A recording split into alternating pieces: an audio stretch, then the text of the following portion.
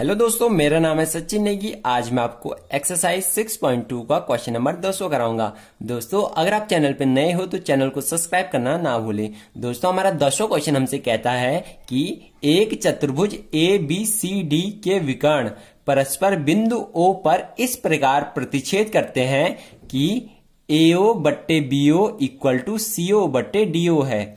दर्शाइए कि ABCD एक समलंब है। यानी दोस्तों, हमारे पास एक चतुर्भुज है, यानी चारों ओर से बंद आकृति से घिरी आकृति को हम चतुर्भुज कहते हैं। हमारे पास एक चतुर्भुज है ABCD और जो इस चतुर्भुज है उसके विकर्ण परस्पर बिंदु O पर प्रतिच्छेद करते हैं। यानी हमारे पास एक चतुर्भुज है तो इसके विकर्ण भी होंगे। अब इसके विकर्ण है तो एक दूसरे को प्रतिच्छेद भी करेंगे। तो जो इसके विकर्ण है वह O बिंदु पर एक दूसरे को प्रतिच्छेद करते हैं और इस प्रकार प्रतिच्छेद करते हैं कि AO यानी A से O तक की जितनी दूरी है उसे अगर हम B से O तक की दूरी से भागा दें तो उसका मान बराबर होगा CO, यानी C से लेके O तक की जितनी दूरी है उसको यदि हम DO से भागा देंगे तो इन दोनों का मान बराबर है। अब हमने दर्शाना है, यानी हमने सिद्ध करना है कि ABCD एक समलंब है। अब समलंब कहते हैं किसे हैं, तो मैं आपको बता दूं कि ऐसा चतुर्भुज जिसकी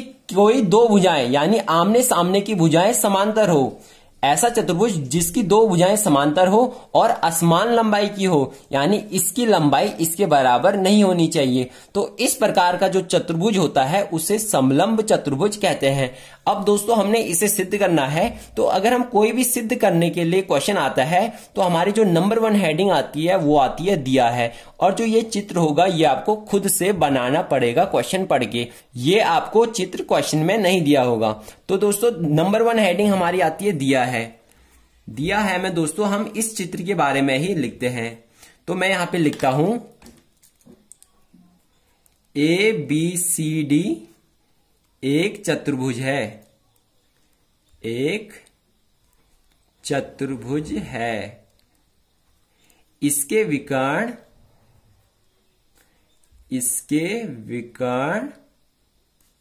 AC तथा BD O बिंदु पर प्रतिच्छेद करते हैं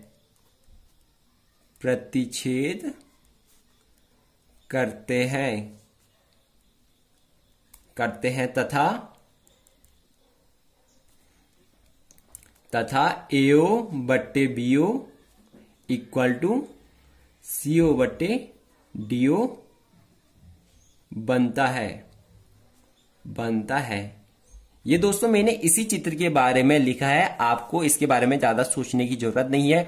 ABCD एक चतुर्भुज है, इसके विकर्ण AC तथा BD O बिंदु पर प्रतिच्छेद करते हैं। जब ये प्रतिच्छेद करते हैं तो इनके द्वारा AO बट्टे BO का जो मान होता है वह CO बट्टे DO के बराबर होता है। यही मैंने इस चित्र के बारे में लिखा है। अब दोस्तों, हमारा जो दूसरे नंबर पे हेडिंग आती है वो आती है सिद्ध करना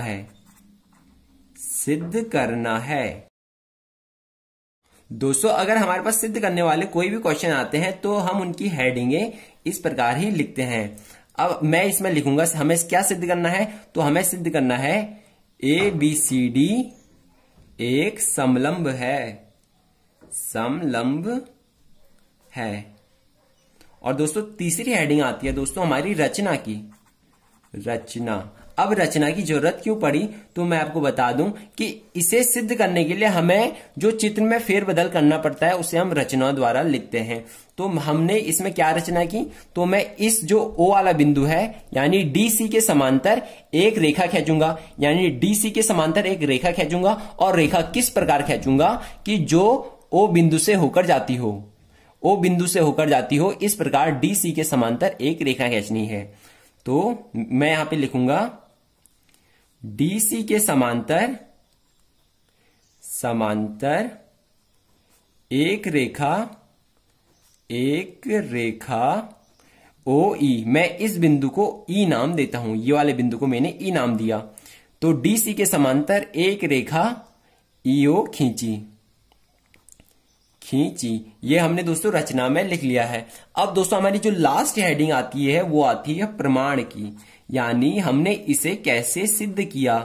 हमें इसे सिद्ध करने के लिए क्या क्या हमने दिखाया उसे हम प्रमाण द्वारा लिखते हैं। तो मैं प्रमाण में क्या लिखूंगा, तो मैं प्रमाण में लिखूंगा त्रिभुज ADC में आपने केवल इसी त्रिभुज को देखना है, ADC को। तो त्रिभुज ADC में, अब दोस्तों त्रिभुज ADC में जो DC है उस वाली भुजा के समांतर ये वाली रेखा है। हमने यहाँ पे रचना में एक रेखा बना दी है जो DC के समांतर है। अगर ये रेखा यहाँ पे समांतर है तो हम यहाँ पे प्रमेय 6.1 का यूज करेंगे, प्रमेय 6.1 का यूज करेंगे, जिसे हम आधारभूत अनुपातिकता प्रमेय भी कहते हैं और थेल्स प्रमेय भी इसे कहते हैं। तो हमने प्रमेय 6.1 का यहाँ पे यूज करना है ADC में। तो ये प्रमेय हमसे कहता है कि यदि किसी त्रिभुज में हम इसकी एक भुजा के समांतर कोई रेखा खींचते हैं तो वह जो रेखा है वह बाकी दोनों भुजाओं को समान अनुपात में विभाजित करती है। अब इसका मतलब ये है दोस्तों, AE upon ED equal to है AO अपॉन CO यहां पे O सीधा हम इसे CO भी लिख सकते हैं, यानी AE अपॉन ED का जो मान है वह बराबर है AO अपॉन OC, यानी हम इसे CO भी लिख सकते हैं। तो मैंने यहां पे इसे लिख लिया है। और हमें दोस्तों दिया है, यानी दोस्तों अगर आप क्वेश्चन को देखोगे तो हमें ये दिया है, हमें दिया है AO बट्टे BO इक्वल टू है CO बट्टे DO। अब हम दोस्तों जो CO है उसे इस साइड लेके आ जाएंगे, यानी बराबर के इस साइड लेके आ जाऊंगा। तो मेरा आता है AO, इसे इस साइड भेजा तो ये यहां ऊपर था, तो बराबर के इस साइड आएगा तो ये नीचे आ जाएगा। अब इक्वल टू ये BO यहां था, इस BO को दूसरी साइड भेज दूंगा तो मेरा आता है BO अपॉन DO। ये दोस्तों मेरा आ चुका है। दोस्तों अब हम AO बट्टे CO का मान समीकरण 1 से इसे लिख लेंगे, यानी AO बट्टे CO का मान ये है तो इसे समीकरण 2 में यहाँ पे लिख लेंगे। तो यहां से हमारा आता है दोस्तों AE बट्टे ED, क्योंकि दोस्तों AO बट्टे CO का मान ये है तो हमने इसे यहाँ पे लिख लिया है, इक्वल टू है दोस्तों BO बट्टे DO। अब आपने दोस्तों इसका उल्टा कर देना है, यानी आपने इसका व्युत्क्रम कर देना है, और व्युत्क्रम करने का मतलब है कि आपने दोनों साइड का उल्टा कर देना है। तो यहां पे आपका आता है ED upon AE equal to है, इसका भी उल्टा होगा तो आपका आएगा DO अपॉन BO। अब दोस्तों आपने यहां पे आधारभूत अनुपातिकता प्रमेय का विलोम यूज कर देना है, आधारभूत अनुपातिकता प्रमेय का विलोम, जिसे हम प्रमेय 6.2 भी कहते हैं, प्रमेय 6.2 भी इसे कहते हैं। दोस्तों अगर आप यहां पे देखोगे तो ED upon AE equal to है DO अपॉन BO के, यानी यहां से लेके यहां तक की दूरी को यहां से लेके यहां तक की दूरी से भागा दिया जाए तो उसका मान बराबर होगा यहां से लेके यहां तक की दूरी को यहां से लेके यहां तक की दूरी से भागा दिया जाए, यानी इन दोनों का मान बराबर है। तो अगर हम यहाँ पे आधारभूत अनुपातिकता प्रमेय के विलोम का यूज करते हैं तो जो ये वाली भुजा है वह इस वाली रेखा के समांतर होगी, यानी आधारभूत अनुपातिकता प्रमेय का विलोम हमसे कहता है कि यदि कोई रेखा त्रिभुज की दो भुजाओं को समान अनुपात में विभाजित करती है, जो दोस्तों ये वाली रेखा है वह इस वाले त्रिभुज की दो भुजाओं को समान अनुपात में विभाजित कर रही है, ये हमने यहाँ पे दिखा दिया है। तो जो रेखा होती है वह इसकी तीसरी भुजा के समांतर होती है, इसलिए दोस्तों हमारे यहां से आता है कि जो EO वाली रेखा है वह समांतर है AB के,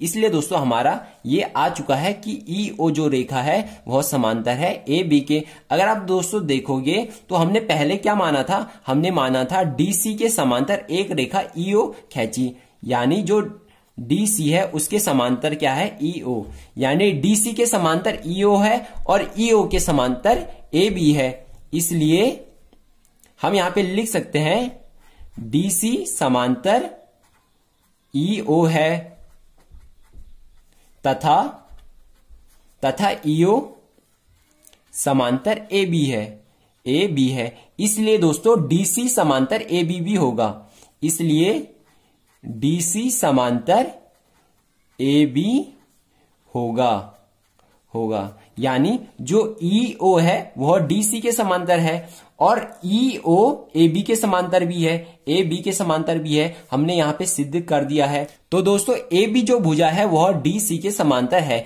इसलिए दोस्तों हम लास्ट में लिख लेंगे कि ABCD एक समलंब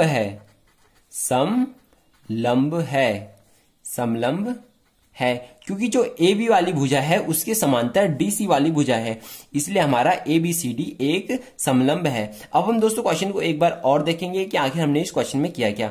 दोस्तों हमारे पास ये चतुर्भुज था, हमने इसके DC वाली भुजा के समांतर एक रेखा खींची, ये हमने यहाँ पे लिख लिया है। अब हमने प्रमाण में लिखा ADB में, यानी हमने त्रिभुज ADB में आधारभूत अनुपातिकता प्रमेय का यूज किया, तो हमारा आया AE upon ED equal to AO upon CO, यानी CO ये हमारा आ चुका है। अब हमें दोस्तों दिया है AO बट्टे BO इक्वल टू है CO बट्टे DO। अब हमने दोस्तों CO को इस साइड भेज दिया, क्योंकि हमारे पास AO बट्टे CO की वैल्यू ये है, तो इसलिए हमने यहाँ पे AO बट्टे CO बना लिया। इसलिए हमने CO को इस साइड भेजा और BO को हमने दूसरी साइड भेज दिया। अब हमने दोस्तों AO बट्टे CO की वैल्यू इसे यहाँ पे लिख लिया है, तो हमारा ये आ चुका है। अब हमने दोस्तों इसका व्युत्क्रम कर दिया, यानी इसका उल्टा कर दिया, तो हमारा ये आ चुका है। अब हमने यहाँ पे आधारभूत अनुपातिकता प्रमेय के विलोम का यूज किया, यानी प्रमेय 6.2 का यूज किया, और ये हमसे कहता है कि यदि कोई रेखा त्रिभुज की किन्हीं दो भुजाओं को समान अनुपात में विभाजित कर रही है,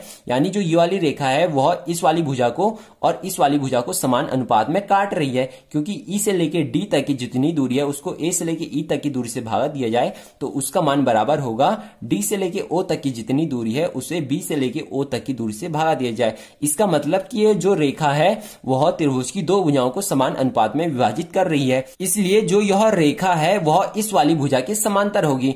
अब हमने क्वेश्चन में माना था कि जो ये वाली रेखा है, हमने यहां पे माना था कि ये वाली रेखा इसके समांतर है, और हमारा आ चुका है कि ये वाली रेखा इसके भी समांतर है, इसलिए ये दोनों रेखाएं भी समांतर होगी। इसलिए हमारा DC यानी DC समांतर आ चुका है AB के, इसलिए यह ABCD एक समलंब है, क्योंकि समलंब ऐसा चतुर्भुज होता है जिसकी दो भुजाएं समांतर होती है और असमान लंबाई की होती है, इसलिए हमारा ABCD एक समलंब है। दोस्तों आपको यह वीडियो कैसी लगी कमेंट बॉक्स में जरूर बताएं। अगर आपको इस वीडियो से रिलेटेड कोई भी डाउट हो तो कमेंट बॉक्स में जरूर पूछें, और ऐसे ही और वीडियो पाने के लिए चैनल को सब्सक्राइब जरूर कर दें।